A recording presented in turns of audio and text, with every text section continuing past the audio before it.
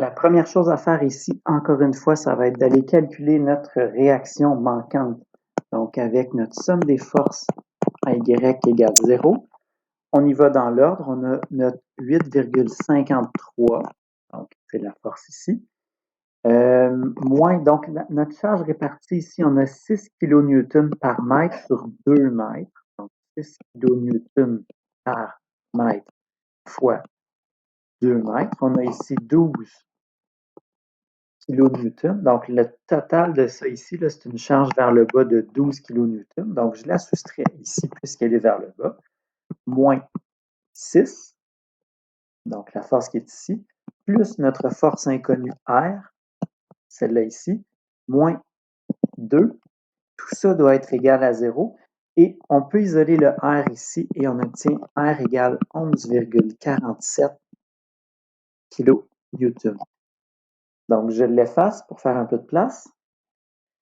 Donc ici, on vient écrire 11,47. Donc ça, c'est notre réaction R. Ensuite, on va aller séparer la poutre en différentes régions. Donc notre première va commencer ici. Désolé, j'ai accroché un bouton. Donc la première va commencer ici. Et va se terminer où? Bien, à la fin de notre charge répartie. Donc ça ici, ce sera notre région A. La région B va commencer immédiatement à la fin ici de la charge répartie et va aller jusqu'à la charge concentrée qui est là, région B ici. La région C, ici, délimitée par la réaction, la force exercée par l'appui. Et finalement, la dernière région, donc la région D, ici jusqu'au bout de la poutre.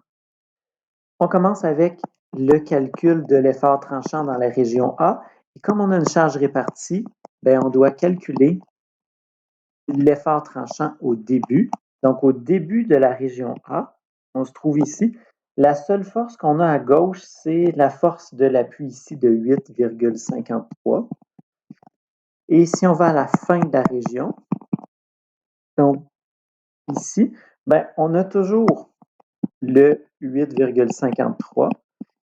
Ce à quoi on ajoute, bien, vous voyez qu'on a l'ensemble de la charge répartie là, ici qui est à gauche du point qui est là. Donc, c'est un total de 12 kN qui est vers le bas. Donc, ça nous fait ici moins 3,47 kN. Pour la région B maintenant, donc, n'importe où je me place dans la région B, ben, on voit qu'on a exactement le même total de force à gauche. Donc, l'effort tranchant ici, on a le 8,53.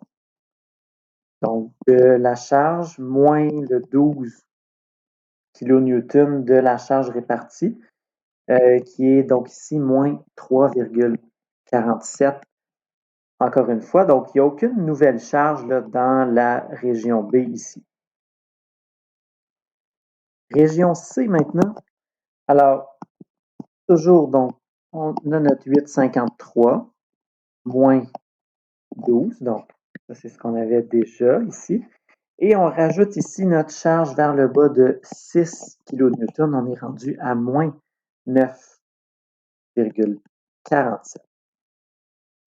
Et finalement, dans la région D, ben, on a toujours les mêmes charges qui sont à gauche de la région D. Donc, je me place ici, là, n'importe où dans la région D. Donc, on a 8,53, on a notre 12 kN, 6 kN vers le bas.